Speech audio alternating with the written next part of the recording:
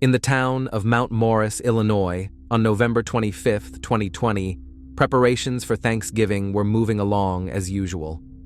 On South Lincoln Street stood a private home owned by a local resident, Gus Lameche.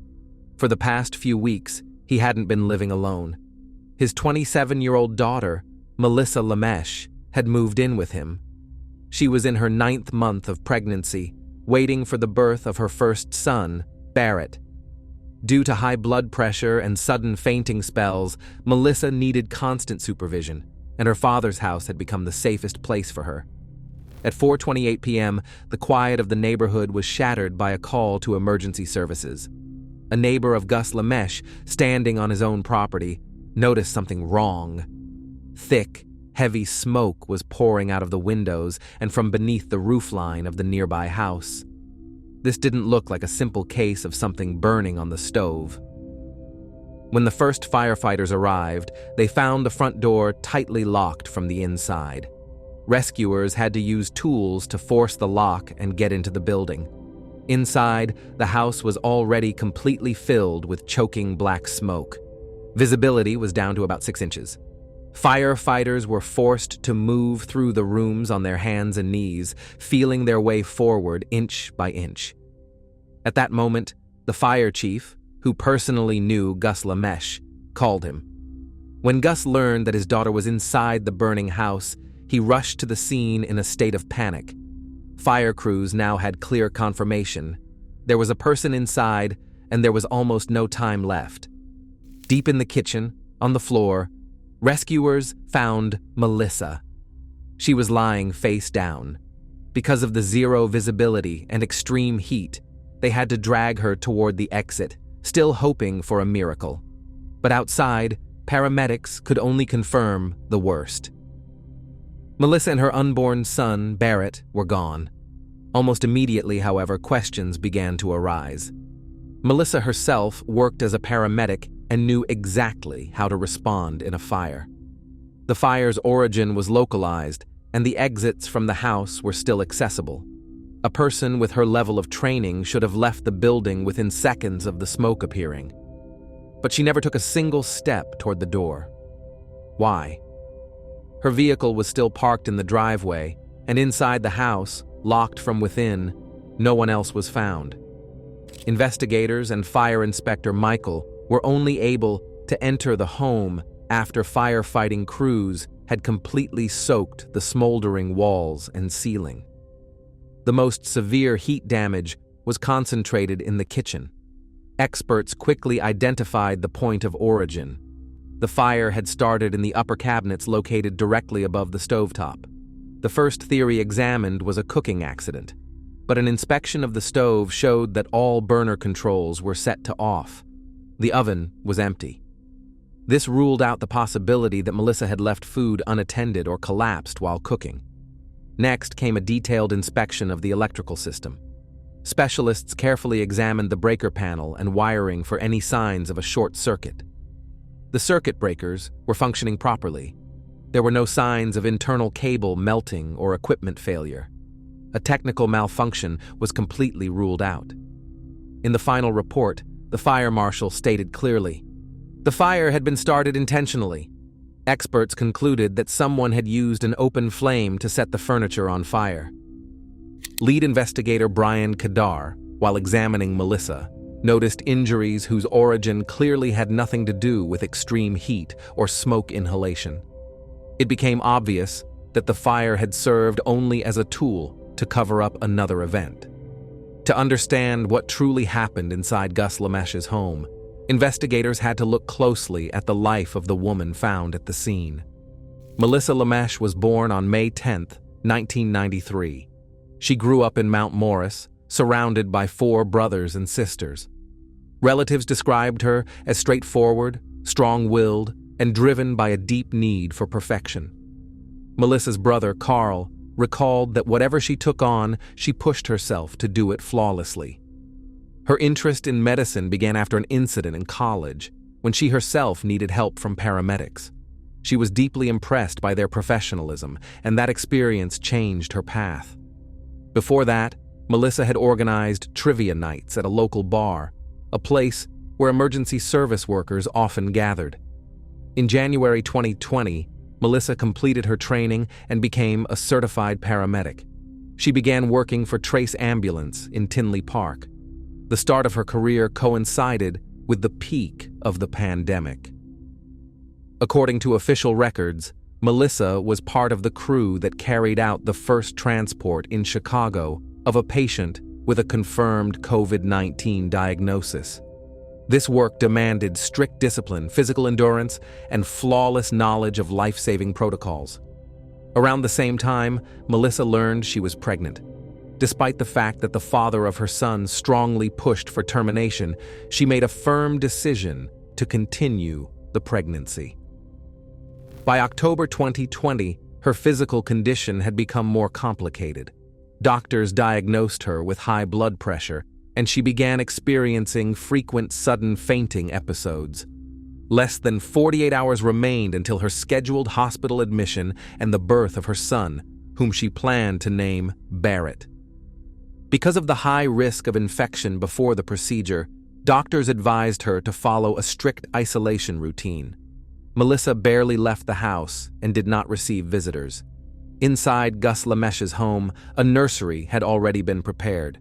The furniture was assembled, and everything needed for a newborn had been purchased.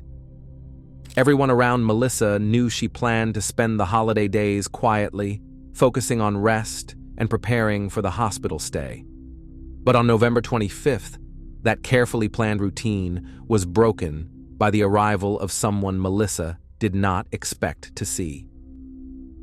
During the day on November 25th, Melissa was at her father's house.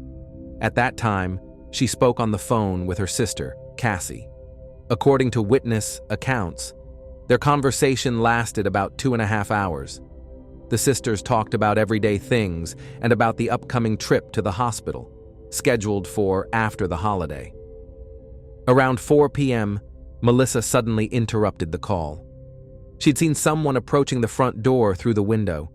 Melissa told Cassie, "You've got to be kidding me. Matt is here. I'll just see what he wants and call you right back." By the name Matt, she meant Matthew Plote. His appearance was unexpected. He had not warned her about the visit, and for months he had barely been in contact. Cassie ended the call, expecting her sister to return it within minutes. But Melissa never called back. She stopped responding to any messages or incoming calls. The visit was confirmed by Gus's neighbor. The witness told investigators that he saw a man wearing a hat walk up to the front porch. According to the neighbor, Melissa herself opened the door and let the visitor inside. That decision broke the strict isolation routine she had followed for weeks. Because of the pandemic and the upcoming labor induction, doctors had instructed her to avoid contact with anyone other than her father. Melissa had followed those recommendations closely and planned to spend Thanksgiving alone. The silence lasted until 4:28 p.m., when the neighbor noticed smoke and contacted emergency services. The time between Matthew Plote's appearance at the door and the moment thick black smoke began pouring from the windows was less than 30 minutes. According to investigators, no other people were present in the house during that window, aside from Melissa and her visitor. Cassie and her husband were at a store at the time, unaware that Melissa's attempt to quickly see what he wants would become her final action. To determine the exact circumstances of Melissa Lemesh's death, investigators needed forensic medical data. Since a standard autopsy typically takes 10 to 14 business days, detectives decided to speed up the process to obtain preliminary results. A blood sample was sent to a local hospital lab for rapid testing to detect combustion byproducts. The result came back within 5 minutes. The level of carbon monoxide in Melissa's system was consistent with that of a person who had not been exposed to a fire. This allowed experts to draw their first key conclusion. She had stopped breathing before the house filled with smoke. A more detailed examination of the body was conducted on December 8th. Pathologists determined that the immediate cause of death was mechanical asphyxiation caused by suffocation. Specialists found numerous petechial hemorrhages, tiny red spots that occur when capillaries rupture under intense external pressure. These marks were concentrated on the neck and cheeks.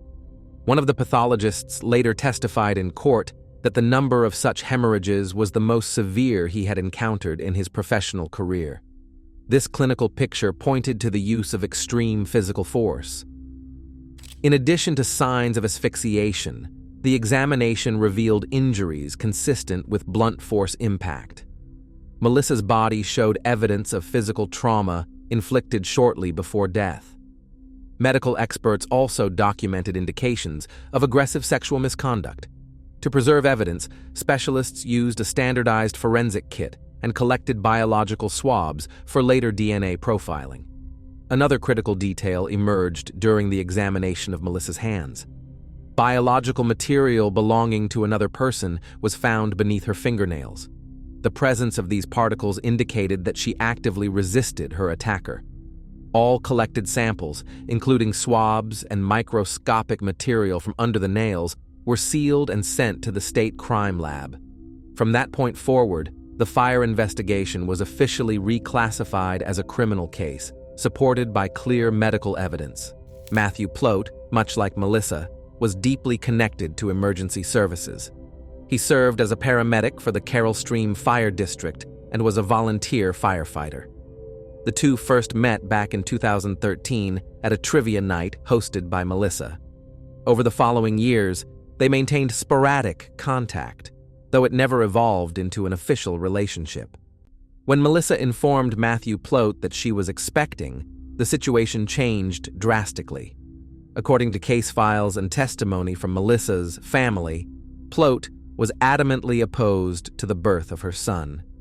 Detectives uncovered evidence showing that Plote referred to the upcoming delivery as nothing more than a deadline. This term, typically used for professional projects, was interpreted by investigators as a fixed date by which Plote intended to resolve the ongoing problem.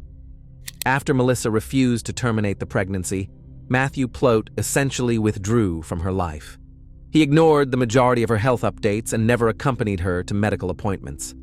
Melissa continued to send him occasional updates, believing a father had the right to know about his son's development, but responses were rare or non-existent. Melissa's family was aware of the man's existence but had never met him in person. Her sister, Cassie, was only able to identify Plote through indirect clues on social media. On the morning of November 25, 2020, Matthew Plote was scheduled to be at work. However, he called his captain and reported that he wouldn't be coming in, claiming a leg injury. A later investigation into this claim revealed the injury was fabricated. Plote had not sought medical attention and had no physical limitations. Having cleared his schedule, Matthew Plote drove to Mount Morris. By 4 p.m., he was standing on the threshold of the home where Melissa was staying. In the hours following the fire, Matthew Plote was taken to the station for his initial interrogation. Detectives informed him that Melissa had passed away. They also clarified that their son had not survived. Plote's reaction was a mere few seconds of silence, followed by a brief, one-word response. Okay. Throughout the multi-hour interview, he never asked a single question about the circumstances of the crime, never requested time to process the news, and showed no outward signs of shock. Investigators noted in their reports that Plote's demeanor remained casual and composed. During the conversation, Plote laid out his version of the events of November 25th. He confirmed that he entered the residence around 4 p.m.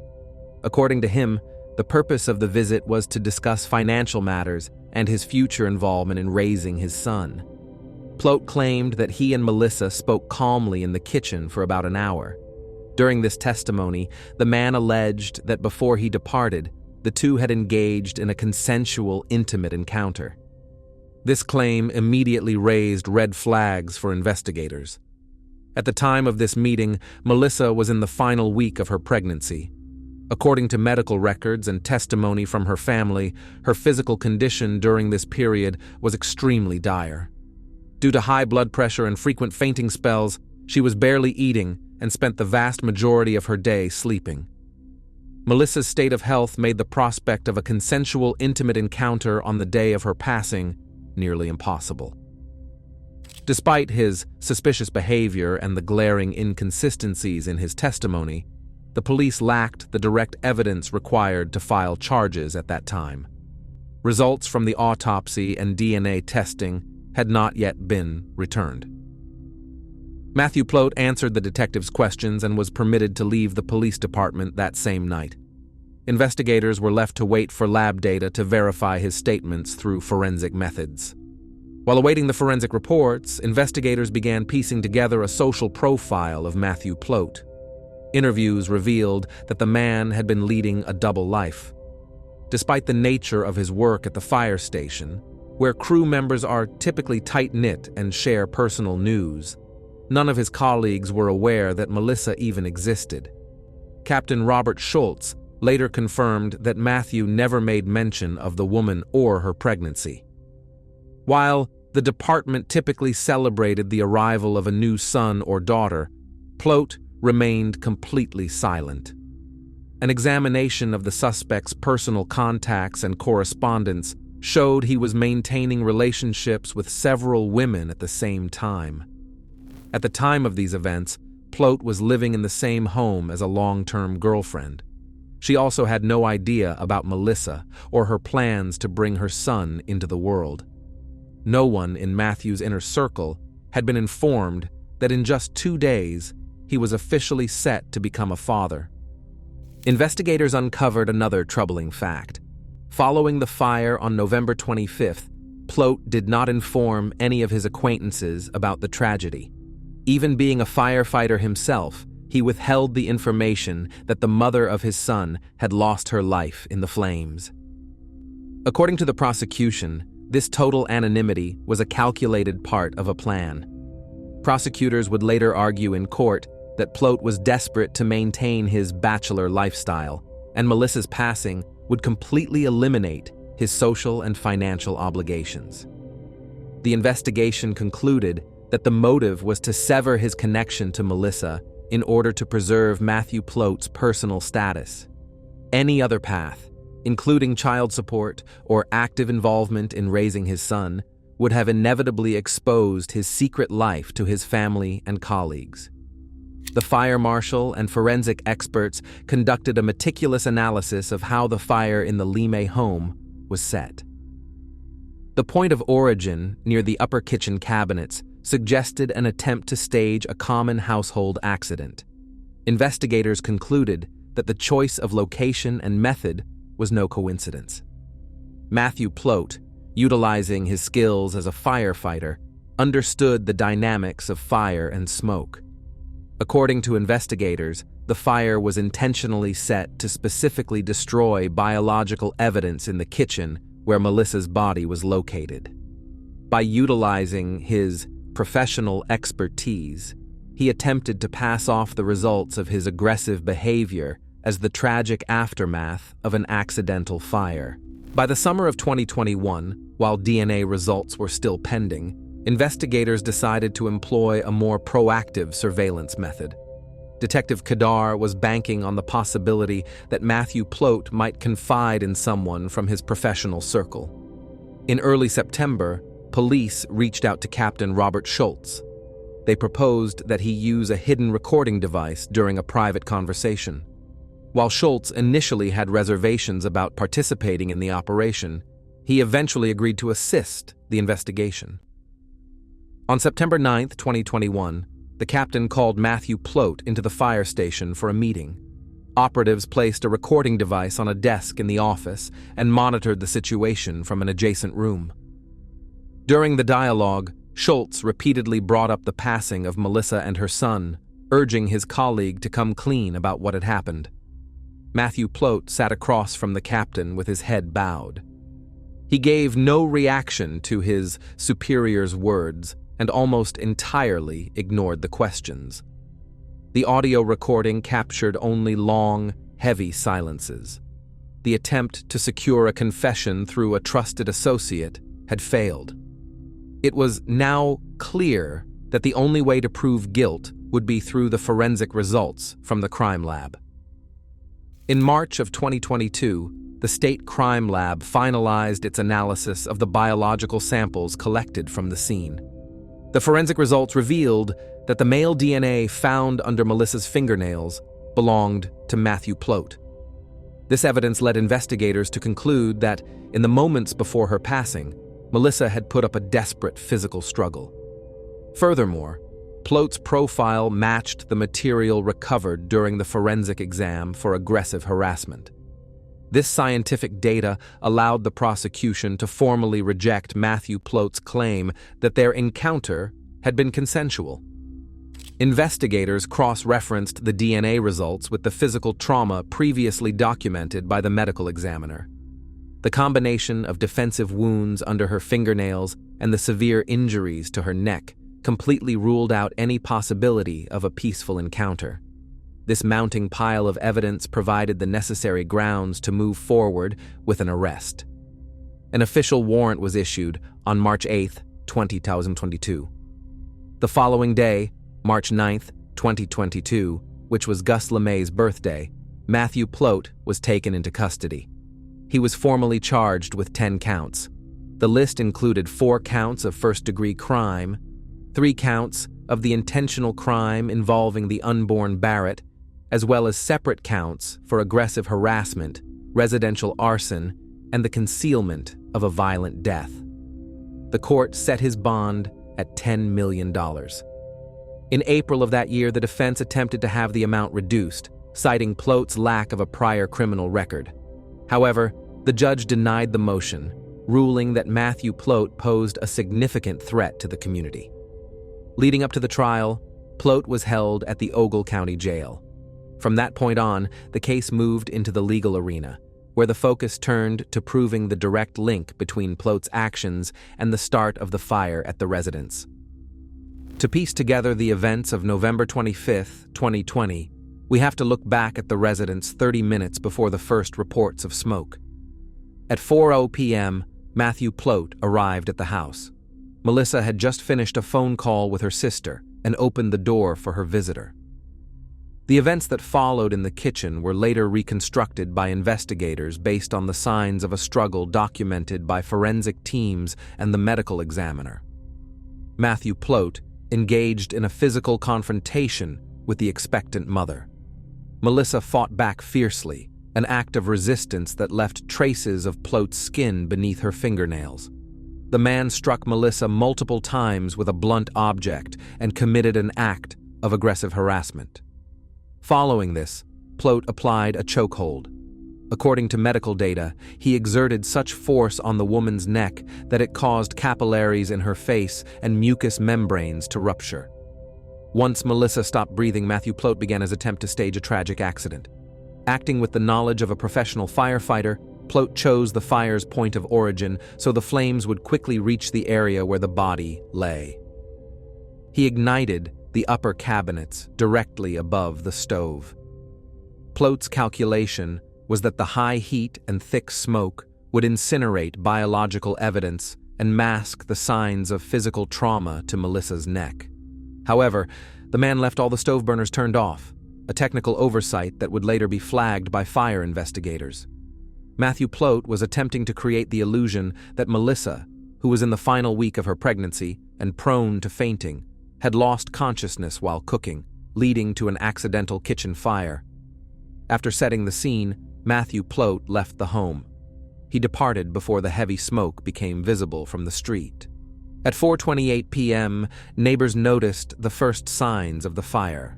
By the time emergency services arrived, Melissa had already passed away, and her unborn son had no chance of survival due to the loss of blood flow from his mother.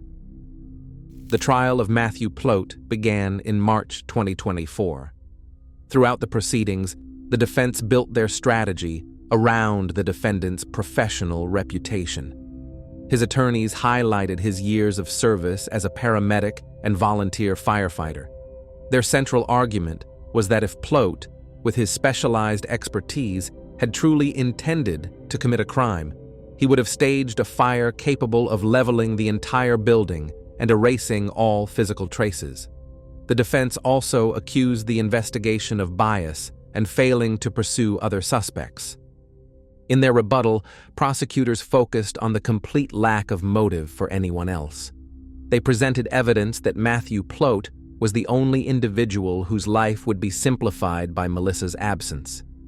The prosecution emphasized that his total concealment of his paternity from his family and colleagues was a calculated move. According to the state's position, this allowed Plote to avoid any social fallout or difficult questions following the fatal crime against Melissa.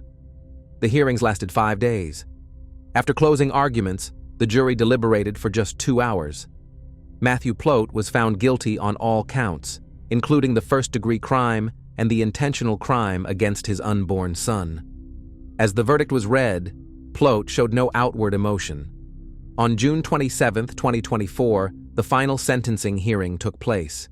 The court sentenced Matthew Plote to life in prison, plus an additional 75 years.